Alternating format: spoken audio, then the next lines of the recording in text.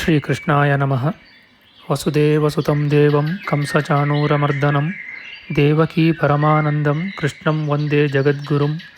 ಬ್ರಹ್ಮಸ್ಥಾನ ಸರೋಜ ಮಧ್ಯವಿಲಸಚ್ಛೀತಾಂಶು ಪೀಠಸ್ಥಿತಂ ಸ್ಫೂರ್ಜತ್ಸೂರ್ಯರುಚಿಂ ವರಾಭಯಕರಂ ಕರ್ಪೂರಕುಂದೋಜ್ವಲಂ ಶ್ವೇತಸ್ರಗ್ವಸನಾನುಲೇಪನಯುತಂ ವಿದ್ಯುದ್ರುಚಾ ಕಾಂತಯಾ ಸಂಶ್ಲಿಷ್ಟಾರ್ಧತನುಂ ಪ್ರಸನ್ನವದನಂ ವಂದೇ ಗುರುಂ ಸಾದರಂ. ಶ್ರೀಗುರುಭ್ಯೋ ನಮಃ. ಲಂಬೋದರಂ ಪರಮಸುಂದರಮೇಕದಂತಂ ರಕ್ತಾಂಬರಂ ತ್ರಿನಯನಂ ಪರಮಂ ಪವಿತ್ರಂ ಉದ್ಯದ್ದಿವಾಕರಕರೋಜ್ವಲಕಾಯಕಾಂತಂ ವಿಘ್ನೇಶ್ವರಂ ಸಕಲವಿಘ್ನಹರಂ ನಮಾಮಿ. ತ್ವಾಂ ದೇವ ವಿಘ್ನಧಲನೇತಿ ಚ ಸುಂದರೇತಿ ಭಕ್ತಿಪ್ರಿಯೇತಿ ಸುಖದೇತಿ ಫಲಪ್ರದೇತಿ ವಿದ್ಯಾಪ್ರದೇತ್ಯಗಹರೇತಿ ಚ ಯೇ ಸ್ತುವಂತಿ ತೇಭ್ಯೋ ಗಣೇಶವರದೋ ಭವನಿತ್ಯಮೇವ. ಶ್ರೀಮಹಾಗಣಪತಯೇ ನಮಃ. ಯಾ ಕುಂದೇಂದು ತುಷಾರಹಾರಧವಳ ಯಾ ಶುಭ್ರವಸ್ತ್ರಾವೃತ ಯಾ ವೀಣಾ ವರದಂಡಮಂಡಿತಕರ ಯಾ ಶ್ವೇತಪದ್ಮಾಸನ ಯಾ ಬ್ರಹ್ಮಾಚ್ಯುತಶಂಕರಪ್ರಭೃತಿಭಿಃ ದೇವೈಃ ಸದಾ ವಂದಿತಾ ಸಾ ಮಾಂ ಪಾತು ಸರಸ್ವತೀ ಭಗವತಿ ನಿಶ್ಶೇಷಜಾಡ್ಯಾಪಃ. ಶ್ರೀ ಸರಸ್ವತ್ಯೇ ನಮಃ. ವೇದಾರ್ಥತತ್ವವಿಶದೀಕರಣೇನ ಪುಂಸಾಂ ಉಚ್ಚೈರ್ಗತಿಂ ಜಗತಿ ಯೋ ದಯಯಾ ವಿಧಾತುಂ ರಮ್ಯಾಂ ಪುರಾಣಪದವೀಂ ಪ್ರಣಿನಾಯ ತಸ್ಮೈ ಲೋಕೇಶವೈಭವಪುಷೇ ಋಷಯೇ ನಮಸ್ತಾತ್. ತಸ್ಮೈ ವ್ಯಾಸಾಯ ಮುನಯೇ ಸರ್ವಜ್ಞಾಯ ಮಹರ್ಷಯೇ ಪಾರಾಶರ್ಯಾಯ ಶಾಂತಾಯ ನಮೋ ನಾರಾಯಣಾತ್ಮನೇ. ಶ್ರೀವ್ಯಾಸಾಯ ನಮಃ.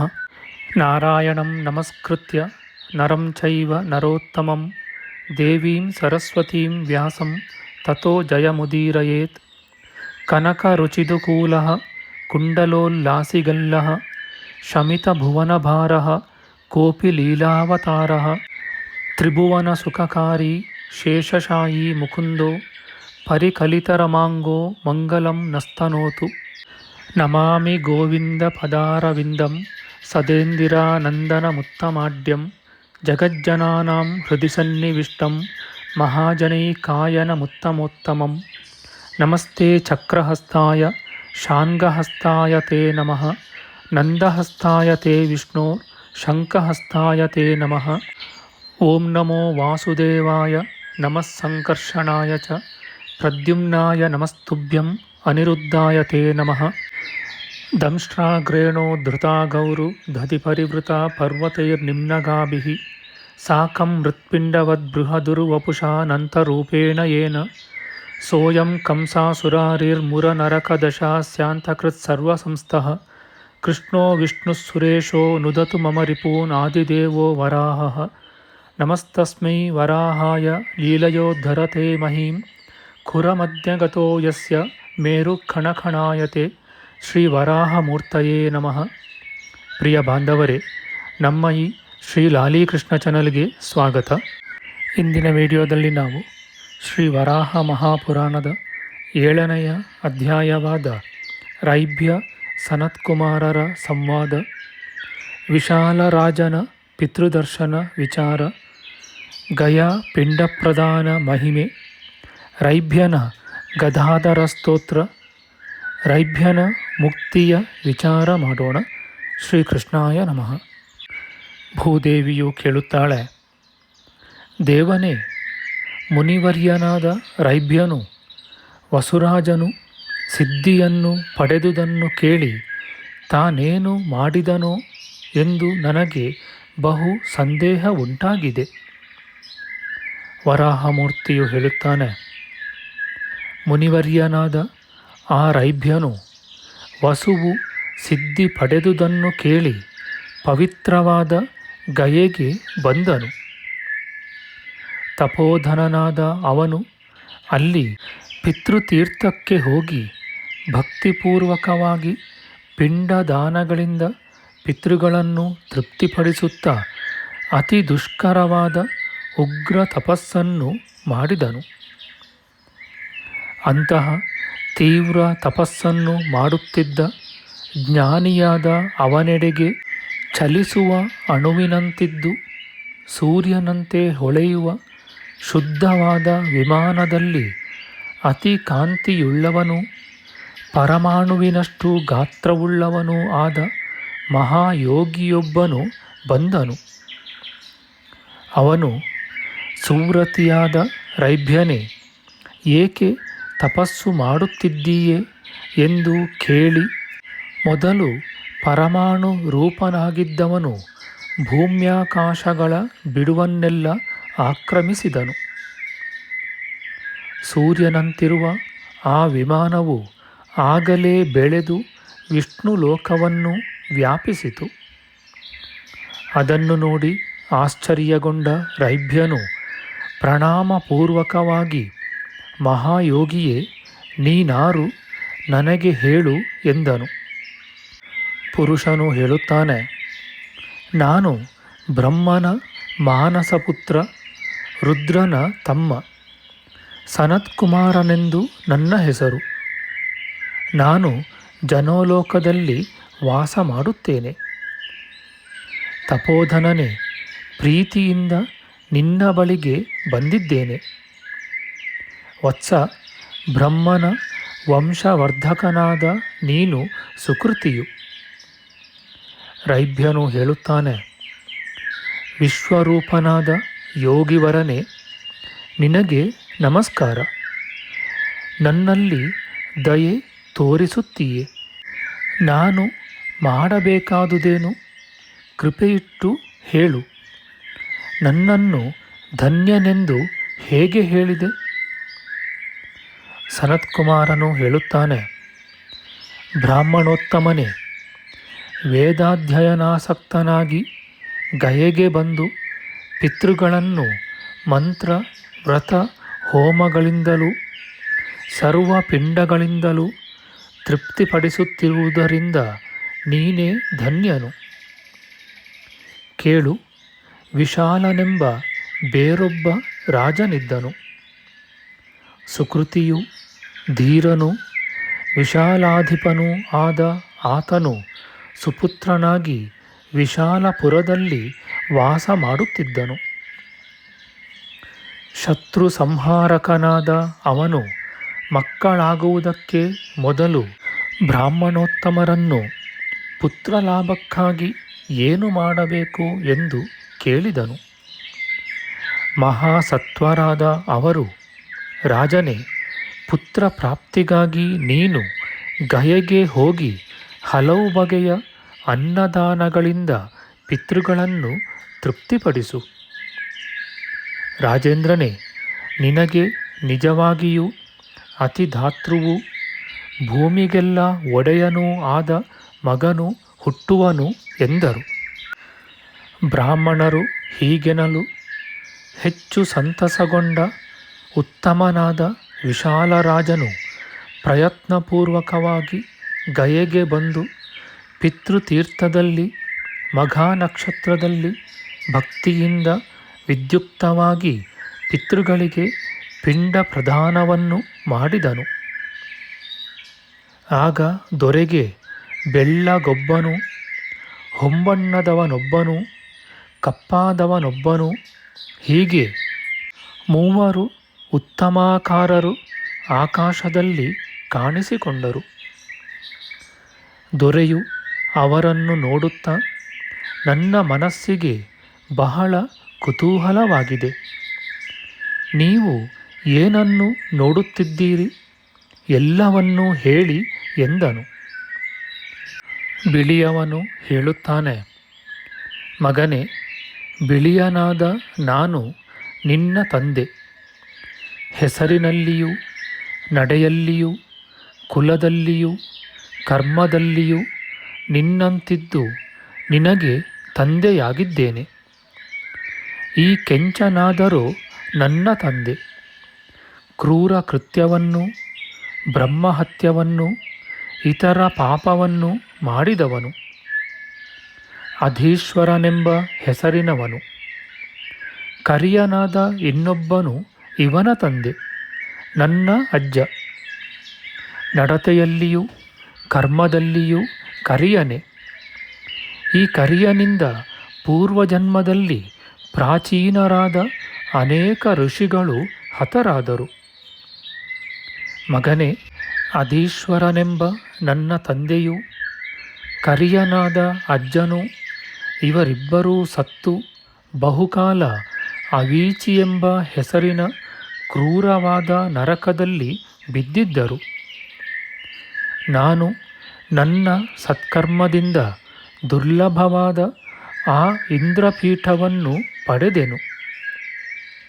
ಮಂತ್ರಜ್ಞನಾದ ನೀನು ಗಯೆಯಲ್ಲಿ ಪಿಂಡಪ್ರದಾನ ಮಾಡಿದುದರಿಂದ ಆ ತೀರ್ಥಪಿಂಡ ಪ್ರಭಾವವು ನರಕದಲ್ಲಿದ್ದ ಇವರಿಬ್ಬರನ್ನು ಬಲದಿಂದ ನನ್ನೊಡನೆ ಸೇರಿಸಿತು. ಪಿತೃಗಳನ್ನು, ಪಿತಾಮಹರನ್ನು, ಪ್ರಪಿತಾಮಹರನ್ನು ತೃಪ್ತಿಪಡಿಸುತ್ತೇನೆಂದು ನೀನು ನೀರನ್ನು ಕೊಟ್ಟೆ. ಆ ವಾಕ್ಯದಿಂದ ನಮ್ಮ ಸಮಾಗಮವು ಒಟ್ಟಿಗೆ ಆಯಿತು. ಈ ತೀರ್ಥ ಪ್ರಭಾವದಿಂದ ನಾನು ಪಿತೃಲೋಕಕ್ಕೆ ಹೋಗುವುದರಲ್ಲಿ ಸಂಶಯವಿಲ್ಲ. ಈ ನಿನ್ನ ಅಜ್ಜ ಮುತ್ತಜ್ಜಂದಿರು ಪಾಪ ಮಾಡಿದವರಾಗಿ ದುರ್ಗತಿಯನ್ನು ಪಡೆದಿದ್ದರೂ ಇಲ್ಲಿ ನೀನು ಪಿಂಡಪ್ರದಾನ ಮಾಡಿದುದರಿಂದ ಸಂಸ್ಕೃತರಾಗಿ ಬೇರೆಯ ರೂಪವನ್ನು ಪಡೆದರು. ಇದು ಈ ತೀರ್ಥದ ಮಹಿಮೆ.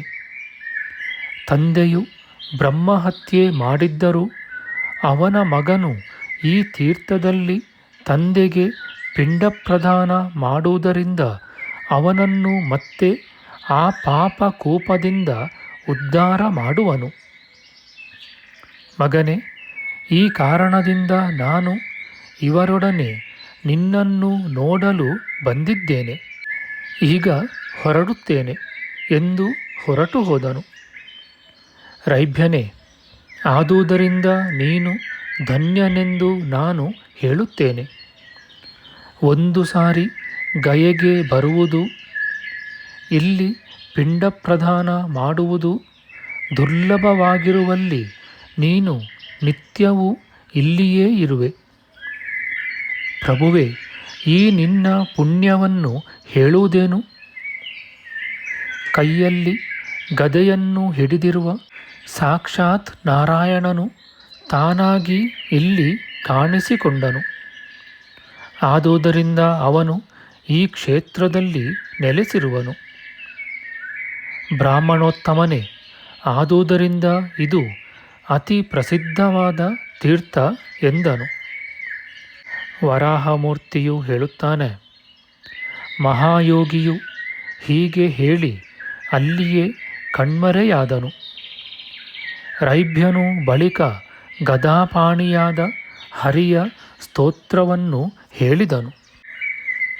ರೈಭ್ಯನು ಹೇಳುತ್ತಾನೆ, ವಿಬುಧ ಜನರಿಂದ ಸ್ತೋತ್ರ ಮಾಡಿಸಿಕೊಳ್ಳುವವನು, ಭೂಧಾರಿಯು, ಹಸಿದ ಜನರ ತೊಂದರೆಯನ್ನು ಪರಿಹರಿಸುವವನು, ವಿಸ್ತಾರವಾದ ರಾಕ್ಷಸ ಸೈನ್ಯವನ್ನು ಮರ್ದನ ಮಾಡುವವನು, ಮಂಗಳಕರನು, ಸ್ಮರಿಸಿದ ಮಾತ್ರಕ್ಕೆ ಎಲ್ಲ ಅಮಂಗಳವನ್ನು ಪರಿಹರಿಸುವವನೂ ಆದ ಗದಾಧರನನ್ನು ನಾನು ನಮಸ್ಕರಿಸುತ್ತೇನೆ. ಅತಿ ಪುರಾತನ ಪುರುಷನು, ಪುರು ಎಂಬುವನಿಂದ ಸ್ತುತನು, ಅತಿ ನಿರ್ಮಲನು, ನರರಿಗೆ ದಿಕ್ಕು, ತ್ರಿವಿಕ್ರಮನು, ಭೂಮಿಯನ್ನು ಉದ್ಧರಿಸಿದವನು, ಅತಿ ಬಲನೂ ಆದ ಗದಾಧರ ಕೇಶವನನ್ನು ನಾನು ಗುಟ್ಟಾಗಿ ನಮಸ್ಕರಿಸುತ್ತೇನೆ. ಪರಿಶುದ್ಧ ಭಾವವುಳ್ಳವನು, ವೈಭವವುಳ್ಳವನು, ಶ್ರೀಯುತನು, ವಿಮಲನು, ವಿದ್ವಾಂಸನು, ವಿಚಕ್ಷಣನು, ಪಾಪರಹಿತರಾದ ರಾಜರಿಂದ ಸ್ತುತನೂ ಆದ ಗದಾಧರನನ್ನು ನಮಿಸುವವರು ಸುಖವಾಗಿರುವರು. ಸುರಾಸುರರು ಪೂಜಿಸಿದ ಪಾದಕಮಲವುಳ್ಳವನು, ಕೇಯೂರ ಹಾರ ಭುಜ ಕಿರೀಟ ಮುಕುಟಧಾರಿಯು, ಕ್ಷೀರಸಾಗರಶಾಯಿಯು, ಚಕ್ರಪಾಣಿಯೂ ಆದ ಗದಾಧರನಿಗೆ ಪ್ರಣಾಮ ಮಾಡುವವರು ಸುಖವಾಗಿರುವರು. ಕೃತಯುಗದಲ್ಲಿ ಬೆಳ್ಳಗಿರುವವನು, ತ್ರೇತಾಯುಗದಲ್ಲಿ ಎಳೆಗೆಂಪಿನವನು, ದ್ವಾಪರದಲ್ಲಿ ಇಂದ್ರನೀಲ ಸುವರ್ಣನು, ಕಲಿಯುಗದಲ್ಲಿ ದುಂಬಿಯ ಬಣ್ಣವುಳ್ಳವನು, ನಾಶರಹಿತನೂ ಮಹೇಶ್ವರನೂ ಆದ ಗದಾಧರನನ್ನು ವಂದಿಸುವವರು ಸುಖದಿಂದ ವಾಸಿಸುವರು. ಮೂಲ ಕಾರಣನಾದ ಯಾರು ಚತುರ್ಮುಖ ಬ್ರಹ್ಮನನ್ನು ಸೃಷ್ಟಿಸುವನೋ, ಅಲ್ಲದೆ ವಿಷ್ಣು ರೂಪದಿಂದ ಜಗತ್ತನ್ನು ಪರಿರಕ್ಷಿಸುವನೋ, ರುದ್ರರೂಪಿಯಾಗಿ ಕೊನೆಗಾಣಿಸುವನೋ, ಆ ತ್ರಿಮೂರ್ತಿಗೆ ಜಯವಾಗಲಿ. ಸತ್ವರಜಸ್ತಮಗಳೆಂಬ 3 ಗುಣಗಳು, ಇವುಗಳಲ್ಲಿಯೇ ವಿಶ್ವದ ಸೃಷ್ಟಿಯಲ್ಲವೇ? ಒಬ್ಬನೇ ಆದರೂ 3 ಬಗೆಯಾದ ಆ ಗದಾಧರನು ನನಗೆ ಧರ್ಮ ಮೋಕ್ಷಗಳಲ್ಲಿ ಧೈರ್ಯವನ್ನುಂಟು ಮಾಡಲಿ. ವಿಯೋಗವೆಂಬ ಮೊಸಳೆಗಳ ಸಂಚಾರದಿಂದ, ಅತಿ ಭಯಂಕರವಾದ ಸಂಸಾರವೆಂಬ ಮಹಾಸಾಗರದಲ್ಲಿ ದುಃಖವೆಂಬ ಹಗ್ಗಗಳಿಂದ ಬಂಧಿತನಾಗಿ ಮುಳುಗಿ ಹೋಗುತ್ತಿರುವ ನನ್ನನ್ನು ಉದ್ಧರಿಸಿ ದಾಟಿಸಿದ ವಿಶಾಲವೂ ಉನ್ನತವೂ ಆದ ಹಡಗಾದ ಗದಾಧರ ದೇವನನ್ನು ವಂದಿಸುತ್ತೇನೆ. ತ್ರಿಮೂರ್ತಿಯಾದ ತಾನು ಸ್ವಶಕ್ತಿಯಿಂದ ತನ್ನಲ್ಲಿ ತಾನೇ ಈ ಬ್ರಹ್ಮಾಂಡವನ್ನು ಸೃಜಿಸಿದನು. ಅದರಲ್ಲಿ ಆಕಾಶದಂತೆಯೇ ಭೂಮಿ, ಜಲ, ವಾಯು, ತೇಜಸ್ಸು ಇವುಗಳನ್ನು ಸೃಜಿಸಿದ ಭೂಧರ ಅಂದರೆ ವರಾಹನಾದ ಆ ಪರಮಾತ್ಮನಿಗೆ ಪ್ರಣಾಮ ಮಾಡುತ್ತೇನೆ. ದೇವತೆಗಳೇ ಮೊದಲಾದವರ ಸಂರಕ್ಷಣೆಗಾಗಿ ವಿಷ್ಣುವಾದ ತಾನೇ ಲೋಕದಲ್ಲಿ ಮತ್ಸ್ಯ ಕೂರ್ಮಾದಿ ರೂಪ ನಾಮಗಳನ್ನು ಪಡೆಯುತ್ತಾ ಯಜ್ಞಸ್ವರೂಪದಿಂದ ಸತತವಾಗಿರುವ ವಿಭುವಾದ ಆ ಗದಾಧರನು ನನಗೆ ಸದ್ಗತಿಯನ್ನು ದಯಪಾಲಿಸಲಿ. ವರಾಹಮೂರ್ತಿಯು ಹೇಳುತ್ತಾನೆ, ವಿದ್ವಾಂಸನಾದ ರೈಭ್ಯನು ಭಕ್ತಿಯಿಂದ ಹೀಗೆ ಸ್ತುತಿಸಲು, ಪೀತಾಂಬರಧಾರಿಯೂ ಜನಾರ್ದನನೂ ಆದ ವಿಷ್ಣುವು ಆಗ ಒಡನೆ ಪ್ರತ್ಯಕ್ಷನಾದನು. ಶಂಖ ಚಕ್ರಗಳನ್ನು ಕೈಯಲ್ಲಿ ಹಿಡಿದುಕೊಂಡು ಗರುಡನನ್ನೇರಿಕೊಂಡು ಆಕಾಶದಲ್ಲಿ ನಿಂತ ಆ ಪುರುಷೋತ್ತಮನು ಗುಡುಗಿನಂತಹ ಧೀರ ಗಂಭೀರ ಧ್ವನಿಯಿಂದ, ಬ್ರಾಹ್ಮಣೋತ್ತಮನಾದ ರೈಭ್ಯನೇ, ನಿನ್ನ ಭಕ್ತಿಯಿಂದಲೂ ಸ್ತೋತ್ರದಿಂದಲೂ ತೀರ್ಥಸ್ನಾನದಿಂದಲೂ ತೃಪ್ತನಾಗಿದ್ದೇನೆ. ನಿನ್ನ ಬಯಕೆಯೇನು ಹೇಳು ಎಂದನು. ರೈಭ್ಯನು ಹೇಳುತ್ತಾನೆ, ದೇವೇಶನೇ, ಜನಾರ್ದನ, ಆ ಸನಕಾದಿಗಳೆಲ್ಲಿರುವರೋ ಅಲ್ಲಿ ನಿನ್ನ ಅನುಗ್ರಹದಿಂದ ನಾನು ಇರುವೆನು. ಆ ಎಡೆಗೆ ನನಗೆ ದಾರಿಯನ್ನು ತೋರಿಸಿಕೊಡು. ದೇವನು ಹೇಳುತ್ತಾನೆ, ಬ್ರಾಹ್ಮಣನೇ, ಹಾಗೆಯೇ ಆಗಲಿ ಎಂದು ಕಣ್ಮರೆಯಾದನು.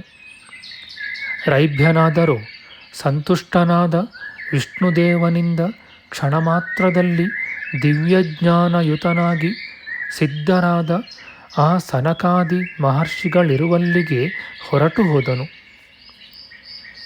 ರೈಭ್ಯನು ಹೇಳಿ ತೋರಿಸಿರುವ ಗದಾಧರನಾದ ವಿಷ್ಣುವಿನ ಈ ಸ್ತೋತ್ರವನ್ನು ಯಾರು ಹೇಳುವರೋ ಅವರು ಗಯೆಗೆ ಹೋಗಿ ಪಿಂಡದಾನ ಮಾಡಿದ ಸುಕೃತದಿಂದ ಒಡಗೂಡುವರು.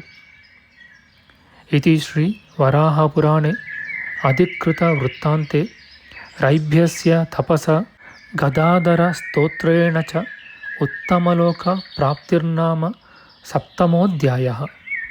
ನಮ್ಮ ಮುಂದಿನ ವಿಡಿಯೋದಲ್ಲಿ ನಾವು ಶ್ರೀ ವರಾಹ ಮಹಾಪುರಾಣದ 8ನೆಯ ಅಧ್ಯಾಯವಾದ ವಸುರಾಜನ ದೇಹದಿಂದ ಉದಿಸಿದ ಧರ್ಮವ್ಯಾಧನ ಕಥೆ, ಅವನ ಧರ್ಮಕರ್ಮಾಸಕ್ತಿ ಜೀವನ ಕ್ರಮ, ಅವನು ಮಾತಂಗ ಋಷಿಪುತ್ರನಿಗೆ ಕನ್ಯಾದಾನ ಮಾಡಿದುದು, ಅವನು ಮಾತಂಗ ಮುನಿಗೆ ಗೋಧುಮೆ ಭತ್ತ ಮೊದಲಾದವು ಪ್ರಾಣಿಗಳೆಂಬುದನ್ನು ಪಂಚಮಹಾಯಜ್ಞಗಳನ್ನು ತಿಳಿಸಿದುದು.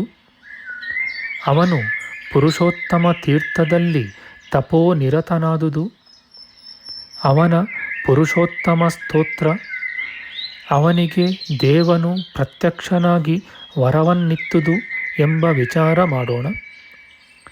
ಆಧ್ಯಾತ್ಮಿಕ ಚರ್ಚೆ ಮತ್ತು ವಿಚಾರ ವಿನಿಮಯಕ್ಕಾಗಿ ಶುರು ಮಾಡಿದ ಈ ಚಾನಲ್ನಲ್ಲಿ ನಾವು ಅಪ್ಲೋಡ್ ಮಾಡುವ ಎಲ್ಲ ವಿಡಿಯೋಗಳನ್ನು ಸಂಪೂರ್ಣವಾಗಿ ನೋಡಿ ನಿಮ್ಮ ಸಲಹೆಗಳನ್ನು ಕಮೆಂಟ್ ಬಾಕ್ಸ್ನಲ್ಲಿ ಬರೆಯಿರಿ.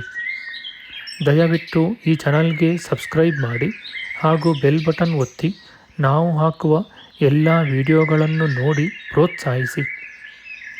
ಕೃಷ್ಣಂ ನಾರಾಯಣಂ ವಂದೇ ಕೃಷ್ಣಂ ವಂದೇ ವ್ರಜಪ್ರಿಯಂ ಕೃಷ್ಣಂ ದ್ವೈಪಾಯನಂ ವಂದೇ ಕೃಷ್ಣಂ ವಂದೇ ಭೃತಾಸುತಂ. ಶ್ರೀಕೃಷ್ಣಾಯ ನಮಃ.